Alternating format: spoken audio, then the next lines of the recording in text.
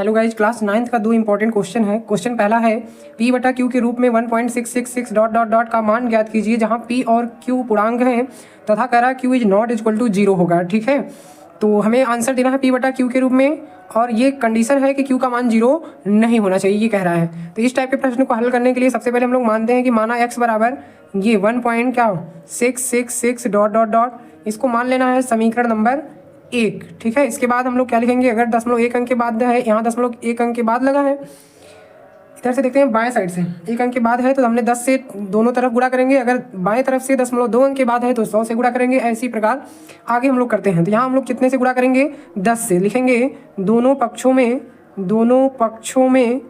10 से गुणा करने पर चलिए 10 से हम लोग दोनों पक्षों में गुणा करेंगे तो यहाँ हो जाएगा 10x इक्वल टू हो जाएगा 10 से इसमें मल्टीप्लाई गुणा करेंगे तो ये हो जाएगा 0.1 अंक इधर चला जाएगा तो ये हो जाएगा 16.666 डॉट डॉट डॉट डॉट, मान लेंगे इसको क्या, समीकरण नंबर 2। अब हम लोग लिखेंगे क्या, समीकरण 2 माइनस 1 से, मतलब हमने क्या किया, यहाँ समीकरण 2 में से 1 को घटा देना है। तो घटाएंगे तो ये हो जाएगा हमारा 10x minus x equal to 16.666 minus हो जाएगा 1.666 डॉट डॉट डॉट, यहाँ भी रहेगा।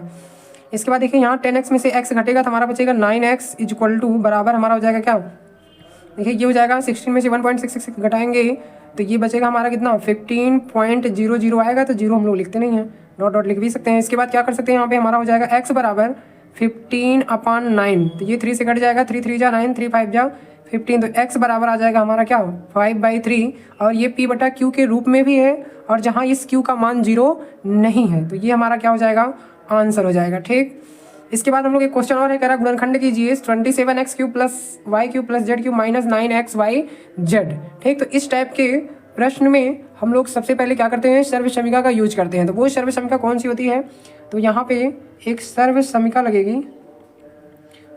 वो सर्व समीका होती है कि यदि कहीं पे x³ प्लस y³ और प्लस z³ और माइनस 3xyz हो तो इसे लिखा जा सकता है एक ब्रैकेट में x plus y plus z और दूसरे ब्रैकेट में x square plus y square और प्लस होता है क्या z square minus x y minus y z और ये होता है माइनस का जेड एक्स। ठीक, तो हमारा क्वेश्चन है, देखिए क्वेश्चन को पहले इस रूप में लिखेंगे इसको।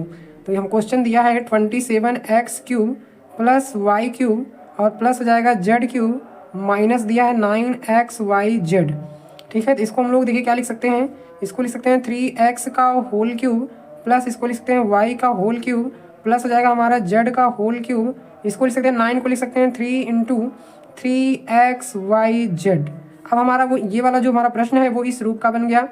अब हम इसको लिख सकते हैं क्या, एक ब्रैकेट में हो जाएगा 3x plus y plus z और दूसरे ब्रैकेट में हो जाएगा a स्क्वायर मतलब 3x का होल स्क्वायर, फिर हो जाएगा y स्क्वायर मतलब ये हो जाएगा हमारा प्लस वाई स्क्वायर और प्लस हो जाएगा हमारा क्या जेड स्क्वायर माइनस होता है एक्स वाई, तो x3 यहाँ x की जगह 3x और y की जगह रखना है y, तो ये हो जाएगा क्या 3xy, फिर माइनस करा वाई जेड, तो वाई जेड की जगह वाई जेड ही लिखना है, माइनस होता है जेड एक्स, तो जेड तो हमारा जेड ही है और x कितना है 3x है, तो ये हो जाएगा 3xz।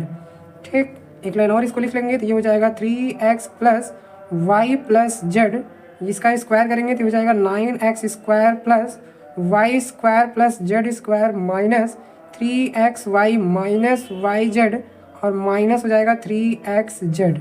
ये इसका क्या हो जाएगा, आंसर हो जाएगा। ठीक, आई होप आपको समझ में आया होगा। थैंक